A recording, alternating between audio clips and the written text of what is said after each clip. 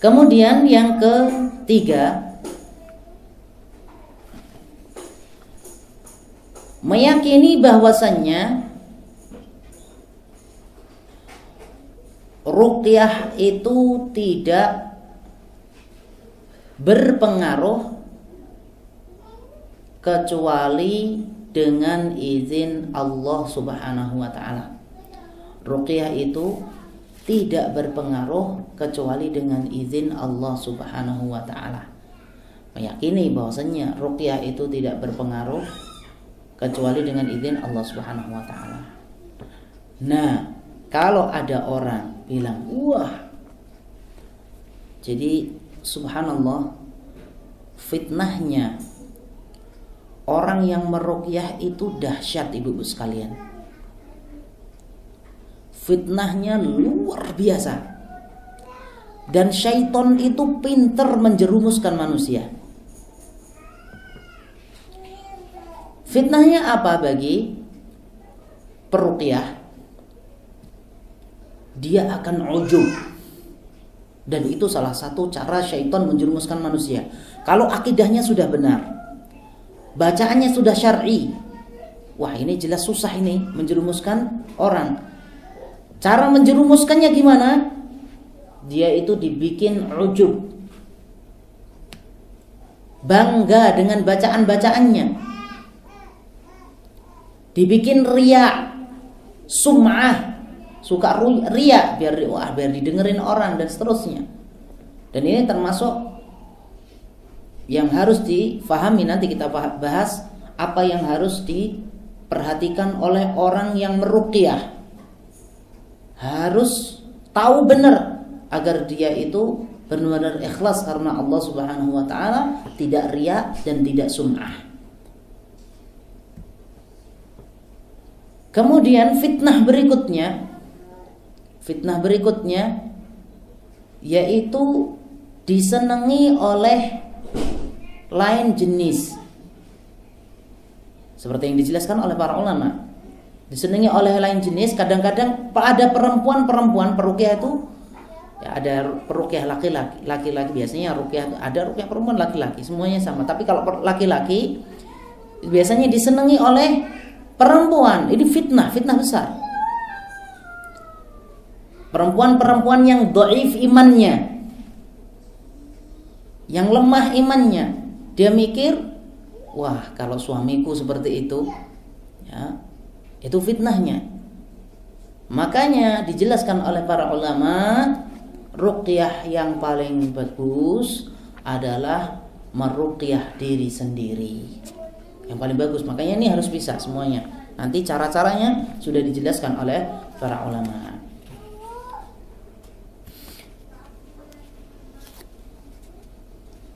Fitnah itu, kemudian fitnah bagi peruqyah juga, ya, fitnah peruqyah juga. Jadi syaitan itu biar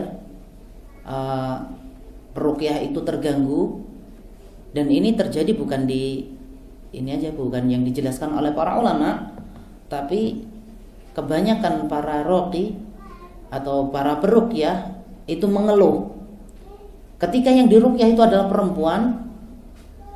Jaga-jaga nih, makanya harus ada mahramnya. Ketika dia sudah insira'ah, sudah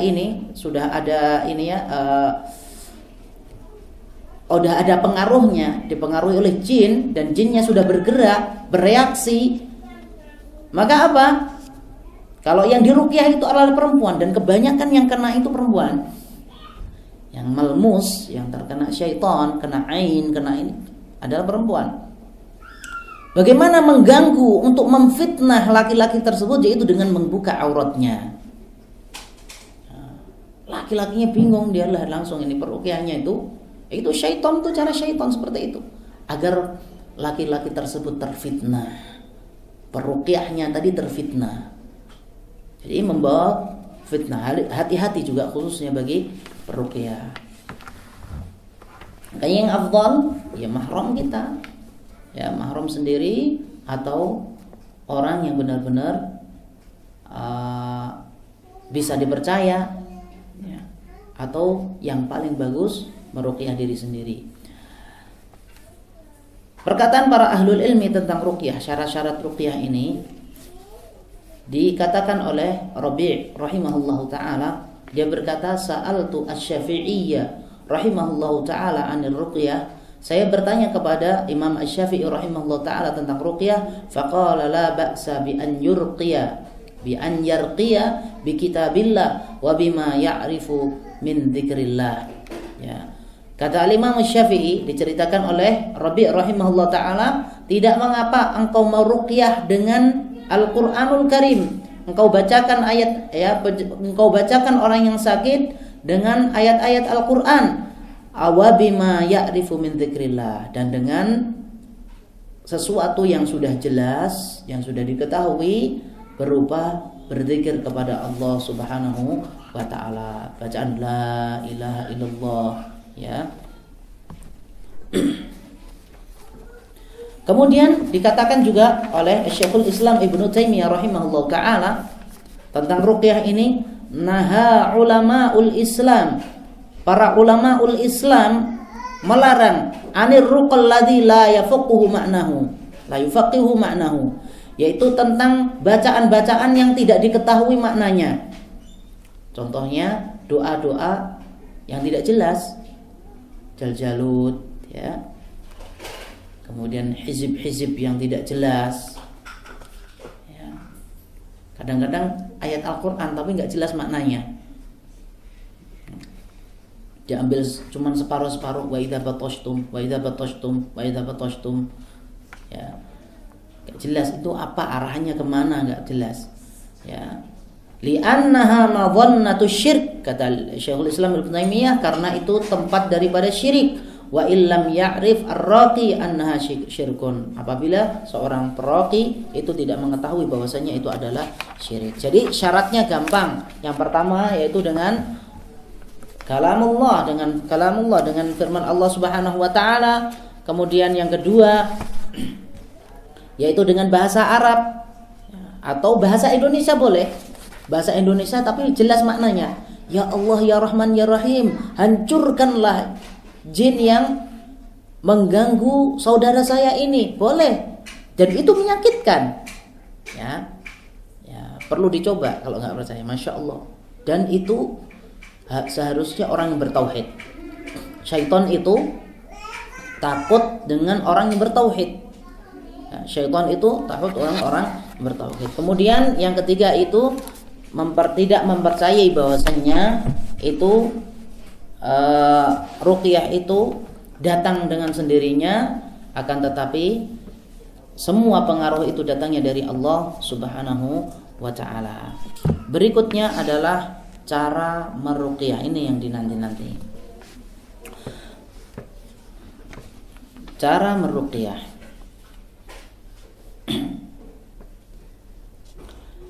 Jelaskan oleh al-muallif Umar al-Ashqar bahwasanya qabla an tusyri' fi ar-ruqyah ala nafsik aw ala ghairik dha' yadaka ala mawdi'il alamil khassah.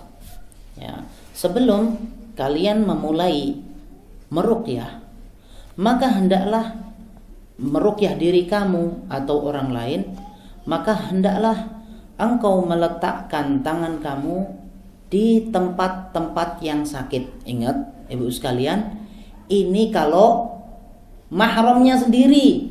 Bagaimana kalau sakitnya itu di tempat-tempat yang sensitif? Nah, ini makanya sering terjadi pelecehan yang tidak diharapkan, ya, yang tidak diinginkan, ya karena ini di tempat-tempat tertentu tidak ada mahramnya, berbahaya. Ibu sekalian rahimani wa rahimakumullah, ya, yang memegang yang bagus adalah dengan mahramnya. Tidak memakai dengan tipu muslihat. Saya kan pakai kaos tangan, nggak bisa. Ruqyah yang syar'i tidak seperti itu. Saya pakai kaos tangan jadi menyentuh apa saja nggak apa-apa. Gimana kalau nanti ketika mana yang sakit di sini, di tempat-tempat tertentu yang sensitif, berbahaya. Makanya ibu sekalian rahimani wa rahimakumullah, dijelaskan oleh para ulama bahwasanya harus dengan mahramnya. Ya, apabila diruqyah oleh orang lain, maka yang menjaga, yang menyentuh, yang ini dan itu adalah mahramnya, atau dengan pukulan. Nah, nanti itu kita bahas. Kemudian berikutnya, ya, hendaklah dia meletakkan tangannya pada tempat yang sakit, atau au ala ra'si, atau di atas kepalanya. Ini subhanallah sangat bermanfaat. Kalau yang diruqyah itu adalah perempuan dan yang meruqyah adalah selain mahram, dia harus ada hijabnya. Kemudian cukuplah, subhanallah, cukuplah kalau seandainya itu dinding atau satir atau hijabnya seperti ini, seperti kayu ini, dipegang aja itu hijabnya itu sampai, subhanallah. Hijabnya itu jangan yang ini kerasa ini kepalanya, tidak. Ya, hijabnya itu ditempelkan gitu, masya Allah, itu pengaruhnya luar biasa, ya, sangat bermanfaat sekali. Atau wasadri amah, atau dadanya, atau mana daerah-daerah yang sakit. Sekali lagi, ini adalah bagi yang memiliki mahram atau mahramnya sendiri yang meruqyah, maka itu lebih aslam, lebih selamat. Kemudian al-muallif, wabda bitartilir ruqyah biizhari sautik. Kemudian setelah engkau pegang, setelah engkau meletakkan tangan kamu di atas kepalanya orang yang hendak engkau ruqyah, maka bacalah tartil yang jelas dengan menampakkan suara yang indah, ya, sautun nadi bi khusyu'i qalbin, dengan khusyuk, wa huduri fikrin, dan hatinya itu hadir, pemikirannya itu hadir, nawiyan asy-syifa wal afiyah wa raf'ul ba's wad dar, dan dia berniat meminta kepada Allah Subhanahu wa taala agar diberi kesembuhan, kesehatan, dan menghilangkan segala kemudaratan, ya. Kemudian berikutnya, wa yanbaghi 'alaika ayyuhar raqi, dan seyogyanya bagi kamu orang-orang yang meruqyah, fi hali ruqyatika an tukarrir ma tarahu munasiban, yaitu mengulang-ulang ayat-ayat yang munasib, yang cocok. Kadang-kadang Fatihah, satu Fatihah, surah Al-Fatihah itu ada satu ayat atau dua ayat yang membuat kesakitan jin atau bisa berpengaruh kepada orang yang sakit. Ketika dibacain itu merasa nyaman, merasa enakan, maka pada waktu itu boleh diulang-ulang, ya. Seperti halnya Rasulullah SAW mengulang-ulang bacaannya sampai 3 kali, atau yang dijelaskan oleh para ulama karena ini ijtihadi, ya, bahwasannya boleh diulang-ulang kalimat ayat-ayat yang menyakitkan, ayat-ayat yang menyakitkan. Kemudian berikutnya,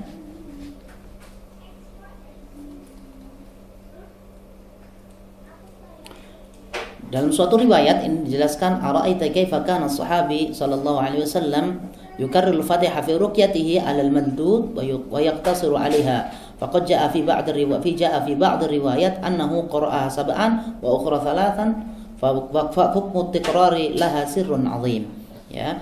Jadi contohnya adalah diperbolehkannya mengulang-ulang itu karena dalam satu riwayat, banyak sekali riwayat yang menyebutkan ketika seorang sahabat meruqyah laki-laki pembesar yang disengat kalajengking, dia mengulang-ulang, ada yang mengatakan 3 kali, ada yang mengatakan 7 kali, maka itu diperbolehkan. Dan memang ini ijtihadi, ya, pengaruhnya luar biasa ketika itu diulang-ulang, khususnya ayat-ayat yang menyakitkan. Kemudian mengulang-ulang meminum asal atau madu, mengulang-ulang meminum madu, itu yang secara zahiri. Kalau tadi kan secara ruhi dengan bacaan-bacaan, yaitu bacaan-bacaan kalau sekarang ini mengulang-ulang dengan meminum madu. Seperti halnya wasiat Rasulullah sallallahu alaihi wasallam, isqihi aslan, ya, asalan, ya, isqihi asalan, minum.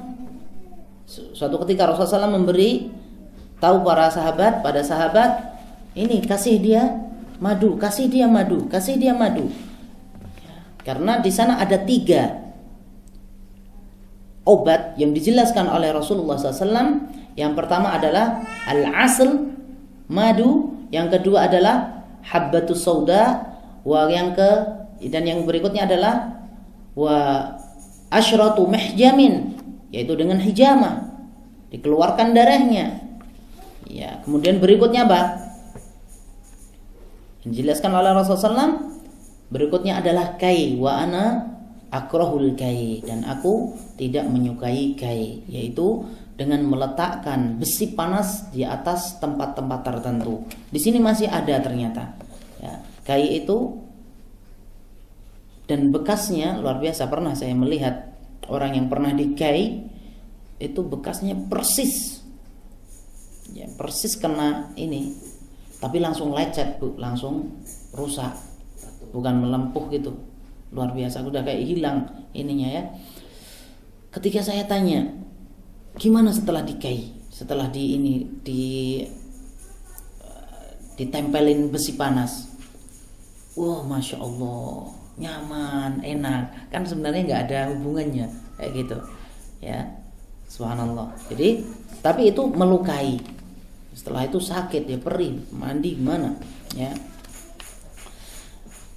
Masalah mengulang-ulang, ya, mengulang-ulang minuman, doa atau mengulang-ulang bacaan ini sudah dijelaskan pula oleh Syekh Abdul Aziz bin Baz rahimahullahu taala di dalam Majmu' Fatawanya, maqalat, ya, nomor 1, ya, jilid 1 nomor 214. Jadi jelas itu. Kemudian berikutnya adalah cara pengobatan ruqyah. Dengan ruqyah itu ada 2. Cara pengobatan ruqyah itu ada 2. Yang pertama adalah bid-daf'. Ya, cara pengobatan ruqyah itu ada 2. Yang pertama adalah bid-daf', yaitu menolak atau menahan penyakit agar tidak terkena penyakit, atau bisa dibilang at-ta'widhat atau tahsinat, yaitu atau kita ini bisa bilang imunisasi maksudnya biar kebal, tidak terkena penyakit, ya, seperti itu, tahsinat bahasa Arabnya, au bid-daf', jadi nggak bisa masuk sama sekali, ya, pencegahan, bisa ini pencegahan, tahsinat, yaitu dengan seperti yang dijelaskan oleh para ulama, dengan memperbanyak ketaatan kepada Allah Subhanahu wa taala. Kemudian azkar, doa-doa pagi petang, zikir-zikir nabawiyah, doa-doa nabawi yang syar'i. Kemudian dengan wa minal ma'kulatit tamril ajwah, dan memakan kurma ajwa, karena di sana ada riwayat yang sahih dari Rasulullah sallallahu alaihi wasallam, barang siapa setiap paginya memakan 7 kurma ajwa, maka dia akan terbebas dari sihir, ya. Dan dijelaskan oleh Syekh bin Baz rahimahullah taala, tidak harus kurma ajwa, ya. Bisa kurma yang lainnya juga itu termasuk menangkal sihir. Jadi kalau pengen ini termasuk cara menyembuhkan ruqyah dengan apa? Kurma ajwa. Kasih aja itu. Dan lihat Bu sekalian, sebelum dimakan, ditiupkan dia baca ayat-ayat Al-Qur'an dan doa-doa ruqyah, kemudian ditiupkan, insyaallah taala manfaatnya besar sekali. Kemudian pengobatan yang kedua yaitu dengan birraf'i, yaitu menghilangkan penyakit karena sudah terkena penyakit. Baik itu penyakit hissiyah atau ma'nawiyah. Jadi penyakit itu ada dua, penyakit hissiyah dan ma'nawiyah. Hissiyah itu yang nampak, penyakit yang nampak. Penyakit yang nampak, contohnya kena benda tajam, atau yang jelas demam, flu, sakit gigi, bisa nggak diruqyah? Bisa. Ya, karena Al-Qur'an itu syifa, semuanya syifa. Ya, dan doa itu termasuk mengambil sebab, seperti halnya yang dijelaskan oleh Ibnul Qayyim rahimahullah taala dalam kitab Da' wa Dawa. Ya, berdoa itu termasuk mengambil sebab. Boleh. Dan di sini yang untuk mengangkat penyakit, ya, untuk mengangkat penyakit atau menghilangkan penyakit itu caranya yaitu dengan apa? Membacakan ayat-ayat ruqyah, ditiupkan dan sesuai dengan penyakitnya. Sekarang kalau dia terkena penyakit yang pertama musabun bisihr. Nah, ini pembahasan kalau tadi pencegahan jelas, ini memperbanyak ketaatan, terus membaca Al-Qur'an, membaca zikir dan seterusnya, itu termasuk pencegahan. Sekarang musabun bisihr. Sihir itu banyak macamnya. Ya, sihir itu banyak sekali macamnya. Wa anwa'uhu katsirah. Faminha sihrur rabt. Ya. Termasuk sihir di situ adalah sihrur rabt. Sihir rabt itu juga ada ininya, ada macam-macamnya. Ini untuk pengetahuan aja biar tahu bahwasanya itu adalah sihir. Dijelaskan oleh para ulama, sihir rabt, saya ngartikannya bingung ini bahasa Indonesianya, tapi saya artikan apa itu sebenarnya sihrur rabt. Sihrur rabt adalah ayya'jizar rajulu al-mustawal khilqah wa ghairul marid an ityani zaujatihi. Yaitu laki-laki yang lemah atau tidak bisa menggauli istrinya, padahal ya dia sudah pergi ke dokter, dicek dia itu normal. Sihir itu sihir rabt, dan itu jelas. Itu namanya apa kalau sihir seperti itu? Ya, bisa saja ya. Jadi ini rabt, ya, ini laki-laki dan perempuan. Laki-laki dan perempuan, ya, khususnya orang-orang yang sudah menikah. Ya. Berikutnya, kalau perempuan juga ada, bukannya ini. Yang pertama adalah rabtul man'. Dia itu suka menolak suaminya. Nih, hati-hati. Ya, suka menolak suaminya. Suka menolak, terus-terusan menolak, padahal syar'i diperbolehkan. Mungkin tidak tahu hadis yang melarang bahwasanya seorang perempuan apabila suaminya meminta tidak boleh menolaknya, mendapatkan laknat malaikat. Dosa besar itu. Ya, hati-hati. Kalau tidak ini ya kasih tahu dengan alasan yang baik. Ya, tapi jangan sampai karena tidak mau itu, karena dendam marah dengan suaminya atau apa, maka tidak diperbolehkan. Hati-hati ini Ibu sekalian. Karena hadisnya sahih, dilaknat oleh malaikat. Nah, ini sihir yang ini kalau ada terjadi seperti itu, kok saya perempuan nolak terus, maka itu harus segera diambil tindakan. Ya, mungkin ada sesuatu yang menyebabkan dia menolak terus. Tidak tabi'i, tidak secara alami seperti itu. Karena apa? Secara fitrah laki-laki dan perempuan itu sama. Kebutuhan syahwatnya sama. Ya, seperti itu. Kalau tidak seperti kalau sampai ada penolakan terus-menerus, maka ini bisa kemungkinan kena rabutul mana'. Rabutul mana'. Secara umum ini laki-laki. Laki-laki sama sekali tidak punya selera atau tidak punya kemampuan sama sekali. Tapi di luar itu mampu. Wal'iyadzubillah, ya. Nasallallahu salam alafiyah. Maksudnya sama istrinya enggak ini. Tapi terlihat orang lain wal'iyadzubillah. Nah, ini syaitan, gangguan syaitan, sihir. Ya. Makanya sihir yang paling hebat itu adalah sihrut tafriq. Maka di sini ya. Kemudian berikutnya adalah rabtun tadallud. Ya. Taballud ini, rabtut taballud, ini di Indonesia kan susah. Jadi saya enggak ini, saya maknain adalah sihir ini bisa ya biasanya ke perempuan. Yaitu ketika suaminya hendak menggauli istrinya, afwan kalimatnya agak ini Bu ya untuk menjelaskan, tiba-tiba tertutup atau tidak bisa menggauli istrinya. Itu namanya taballud. Ini terjadi. Bahkan suatu ketika ada ini, kalau ini sihir. Ada seorang laki-laki yang istrinya itu kerja di departemen perbankan kalau nggak salah ya. Ketika perempuan itu hendak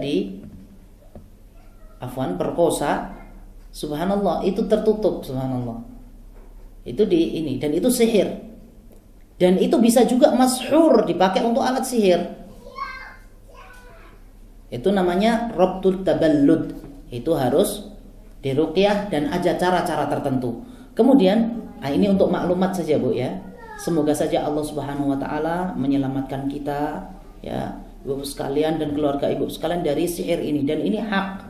Ini sudah pernah dicoba, pernah terjadi. Ya, sekarang ini ada. Ya. Kemudian rabtun nazif. Rabtun nazif adalah ini sering juga terjadi pada perempuan, yaitu setiap harinya ketika suaminya hendak menemui dia atau menggauli dia mengeluarkan darah istihadah setiap hari. Ini juga bisa jadi sihir. Ya, itu namanya rabtun nazif. Ya, ini sering meruqyah dirinya sendiri kalau ada yang seperti ini. Insyaallah taala enggak ada ya. Semoga saja diselamatkan oleh Allah Subhanahu wa taala. Itu namanya rabtun nazif. Kemudian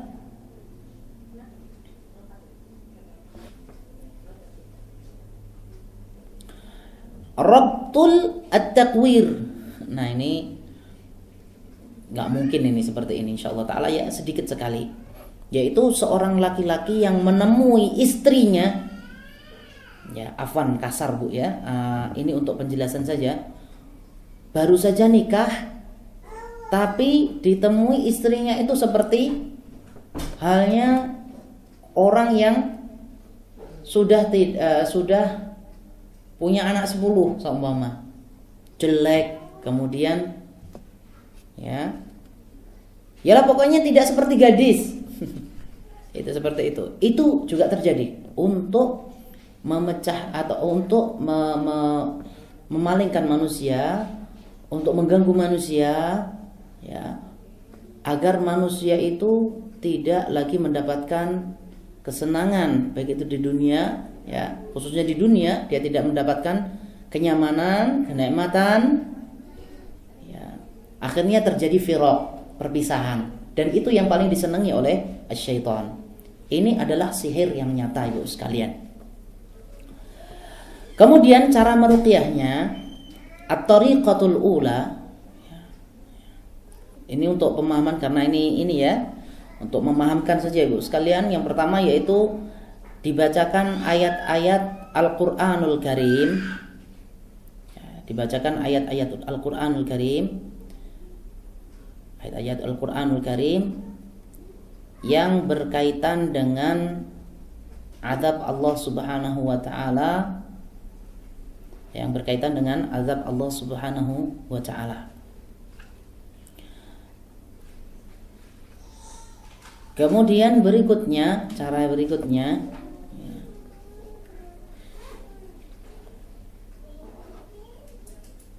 mencari, ya, yang berikutnya mencari bukhul, ya, mencari bukhul, mencari bukhulnya. Bukhul tuh kalau bisa diartikan syarat, mencari syaratnya, syaratnya di mana ini? Kadang-kadang ditemuin tuh di depan rumah atau di mana kalau menjumpai sesuatu yang tidak masuk akal, ada tulisan-tulisannya, maka dibuka dengan membaca ayat kursi, kemudian at-ta'widzat, at-ta'awud dibaca, kemudian dibuka. Itu insyaallah taala, insyaallah bisa menghilangkan seperti itu. Kemudian berikutnya membaca ayat-ayat Al-Qur'an, khususnya surah Yunus, ya, membacakan ayat-ayat Al-Qur'an,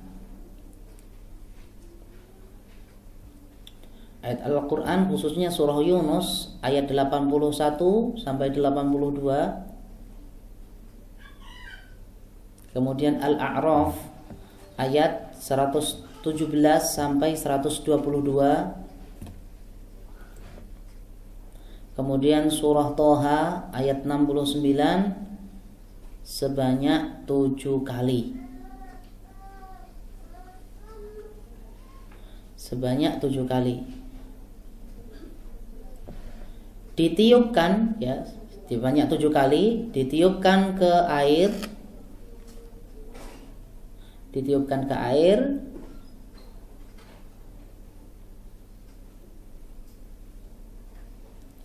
Ditiupkan ke air, dipakai untuk minum dan mandi. Dan sebagian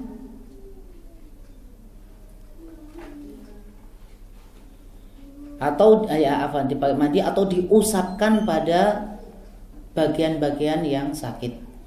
Dipakai mandi atau diusapkan pada bagian-bagian yang sakit. Diterus menerus. Kalau sampai 3 kali belum ada perubahan, kalau ada perubahan terus seperti itu, ya. Kemudian mengambil 7 helai daun bidara. Ini juga dijelaskan oleh Syekh bin Baz rahimahullah taala, yaitu mengambil 7 helai daun bidara, ditumbuk, sebagian diminum dan sebagian dipakai untuk mandi. Sebelumnya itu dibacakan ayat-ayat ruqyah, ayat kursi, kemudian at-ta'widzat, kemudian baca Allahumma rabban nas adhibil ba'sa washfi anta syafi la shifaa illa shifaa'uk shifaa'an la yughadiru saqama, dan seterusnya. Ayat-ayat itu insyaallah taala kita bacakan pada pertemuan yang akan datang insyaallah taala. Bu sekalian, kita lanjutkan Bu ya. Sebenarnya ada kitab tuh, ini sudah saya singkat tapi belum. Insyaallah kita lanjutkan pada pertemuan yang akan datang biiznillah. Sebelum ditutup kajian ini Bu sekalian, mungkin ada yang ditanyakan berkaitan dengan ini. Insyaallah taala kita lanjutkan pada pertemuan yang akan datang insyaallah taala Bu sekalian. Ini baru sihir rabat. Di sana ada sihir-sihir banyak yang dijelaskan oleh para ulama.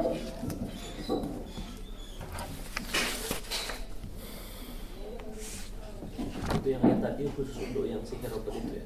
Khusus sihir rabat. Ya, ini tadi yang saya bacakan tadi, ingat-ingat Bu sekalian, itu khusus sihir rabat. Ar-rabtu itu tertali. Ar-ribat itu kalau ribat itu orang yang menjaga batasan perang. Jadi ar-rabat itu nggak bisa apa-apa sama sekali. Mau ini nggak bisa, mau ini nggak bisa. Itu sebenarnya namanya rabat. Seperti itu. Mungkin ada yang ditanyakan Bu sekalian berkaitan dengan apa yang kita bahas pada siang hari ini. Iya ya. Ya silakan Bu. Ini tadi kan Pak Ustadz bilang yang nomor 2 cara Ya, benar. atau syarat. Berarti buhul itu sesuatu benda yang ditanamkan oleh orang yang ingin menyihir kita, begitu Pak Ustaz? Benar, benar. Buhul, sudah Bu pertanyaannya? Caranya ini gimana? Benar, ya benar. Saya jelaskan. Sebenarnya sudah nanti juga ada penjelasannya bagaimana cara mencari bukhul. Bukhul itu syarat itu bisa berbentuk raja, tulisan, baju, rambut yang ditali, baju seseorang yang ditanam. Tidak harus ditanam tapi di rambut yang ditali, yang diikat, kemudian diletakkan di suatu tempat atau diletakkan di sumur, bisa diletakkan di sumur, kebanyakan itu di sumur, ya seperti halnya Rasulullah SAW seperti itu, ya dijumpai bahasanya rambutnya Rasulullah SAW di bi'ru darwah, ya, di sumur darwah, sumur, kemudian diletakkan di binatang, itu juga syarat, itu termasuk bukhul. Diletakkan di binatang itu sampai binatang itu mati, diletakkan di di mulutnya. Syaratnya itu diletakkan di mulutnya, kan susah mencarinya di mana ini. Ya makanya luar biasa subhanallah. Diletakkan di ini sampai itu mati. Jadi nanti ibaratnya hewan itu mati kekeringan, nggak bisa makan, ya seperti halnya orang itu yang tersihir itu nggak bisa makan, nggak bisa ini. Ya sampai dia tersiksa mati dengan pelan-pelan. Masya Allah. Makanya Bu sekalian, ya hukumannya orang mensihir itu dorbatun bisayf, langsung dipenggal kepalanya. Karena apa? Itu merusak tatanan masyarakat. Ya sihir itu berbahaya. Nah kemudian dicari, kadang-kadang diletakkan di diletakkan di dekat rumahnya, ditanam di rumahnya, kadang-kadang ditempelkan di dinding di dekat rumah, dicarilah itu, ya seperti itu. Atau kadang-kadang diletakkan di tempat yang sangat sepele, ya, yaitu di tempat tidur kita, di bawah bantal, di bawah ini, bisa aja mungkin lewat teman, wal'iyadzubillah, insyaallah nggak ada Bu ya. Seperti itu. Kalau seperti itu dicari tidak ketemu, dan itu nanti dibahas di sini melalui mimpi juga bisa, ya melalui mimpi. Bisa di Laut Merah. Ya, melalui mimpi dan yang lainnya. Subhanallah, mimpinya dia karena dia bertakwa kepada Allah, dia berdoa terus kepada Allah SWT, dia bertobat kepada Allah SWT, Allah SWT memberi tahu dia melalui mimpi. Nanti ini dijelaskan oleh para ulama. Kemudian kalau enggak seperti itu, ini pembahasannya juga insyaallah taala pembahasan berikutnya, yaitu dengan diruqyah. Setelah diruqyah dia akan ngaku.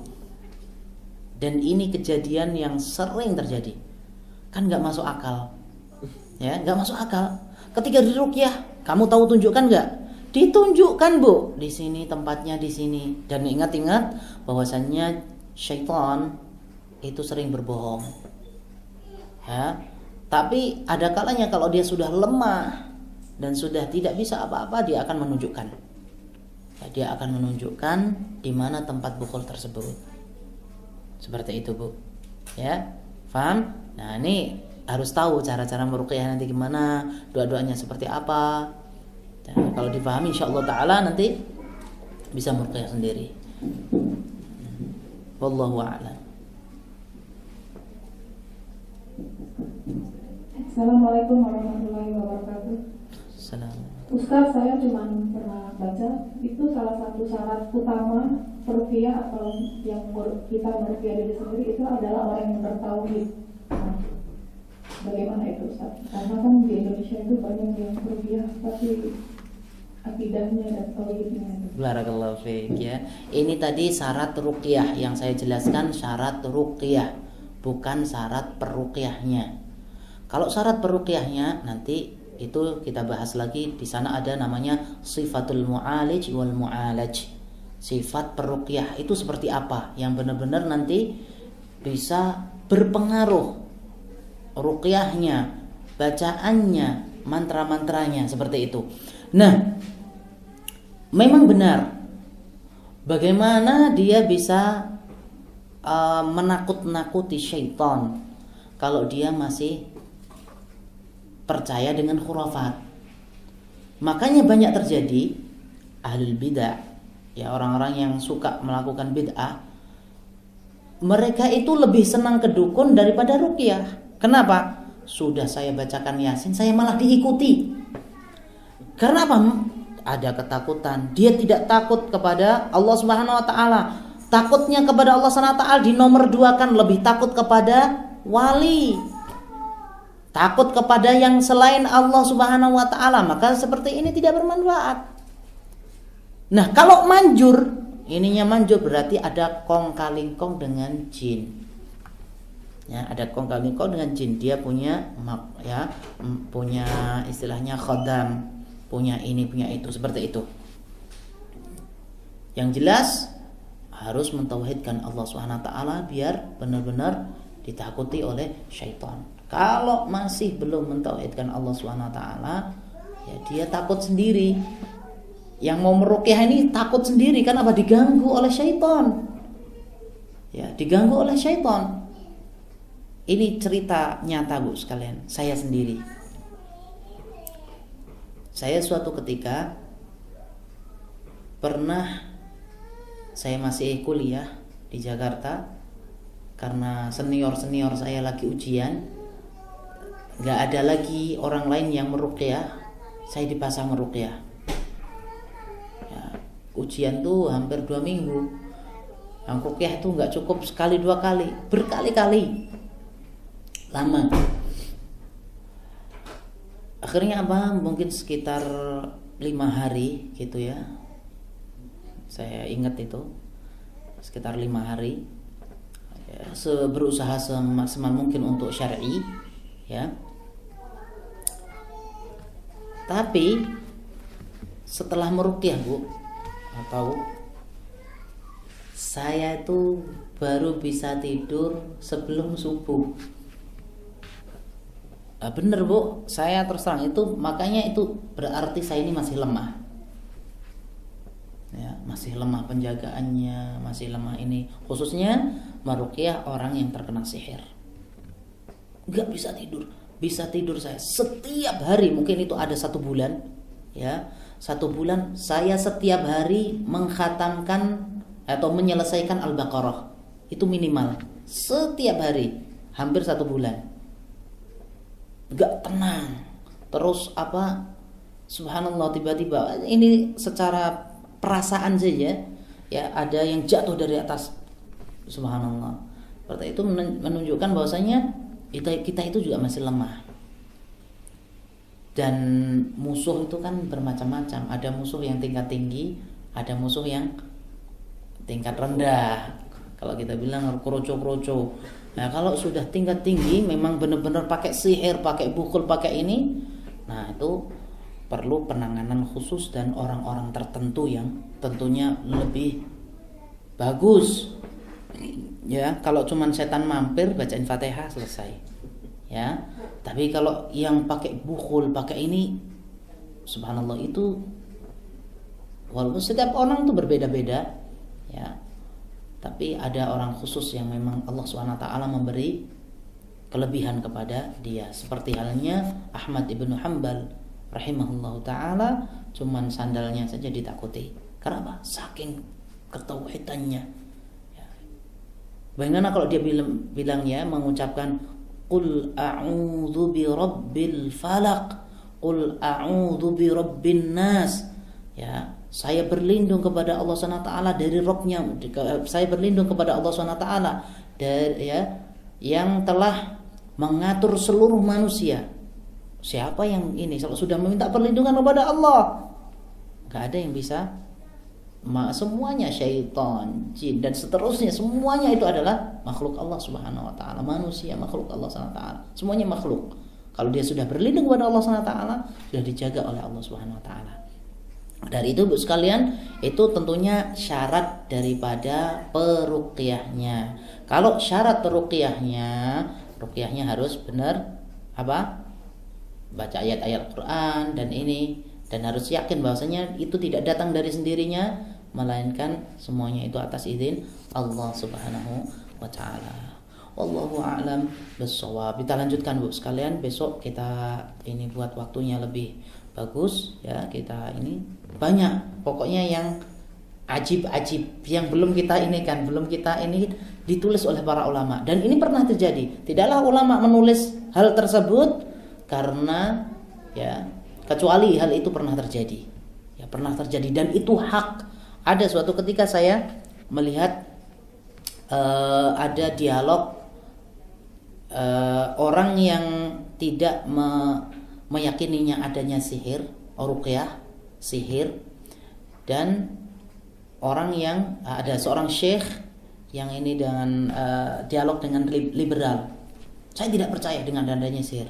Tapi ayat-ayat sihir, gimana dengan ayat-ayat sihir? Ada, tapi sudah sihir itu sudah gak ada lagi. Ya. Kemudian dibuktikan dengan video-video, ada orang yang terkena sihir, setelah diruqyah dia bisa berbicara 20 bahasa. Ya. Termasuk saya pernah ngalami diruqyah, ada orang diruqyah, setelah diruqyah sudah 2 jam atau 3 jam ngomong dia bahasa Arab, padahal anak itu nggak bisa bahasa Arab sama sekali. Ngomong bahasa, loh kok ini bisa bahasa Arab? Nah, itu menunjukkan bahwasanya hak, ya nggak boleh menafikan tentang sihir, dan ruqyah pula hak. Nanti kita bahas tentang ain dan seterusnya, itu kita bahas pada pertemuan berikutnya insyaallah taala. Demikian Bu sekalian, ya kita cukupkan sekian saja. Semoga saja bermanfaat. Subhanakallahumma wa bihamdika asyhadu an la ilaha illa anta astaghfiruka wa atubu ilaik. Assalamualaikum warahmatullahi wabarakatuh.